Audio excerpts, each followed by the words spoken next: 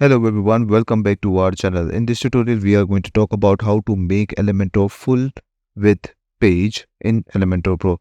So how you can do that, as you can see, we are at the dashboard, and the first thing you need to do, go to your plugins and click on add new, and on the top right corner search for Astra. And once you search for Astra, you will see the first link, starter templates. Just click on install and activate it. This is one of the best way to create your own website, and this will allow us to create full width page. Once you do that, you can even activate it from the appearance. If you click on appearance, you can see right now I'm using Astra over here, and once you click on this, you can activate it. Right now I'm not using any one of them. Right, I'm using Astra right now, as you can see active. So what you need to do, just go to pages and click on add new page, and you will end up over here. Here you can see that I have some sidebars over here, and this is not the full width page. On the right side we have some page properties.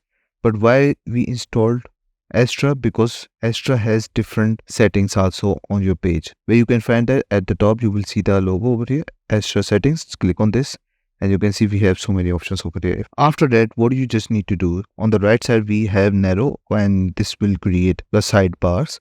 And if you click on this full width, which we were looking for, you can see there is no width right now. And you can go with the unbox and box options also. But right now I'm just going with the default. But this is what we were looking for, right? And you can do this with every single page of Astra, by the way. So just remember that.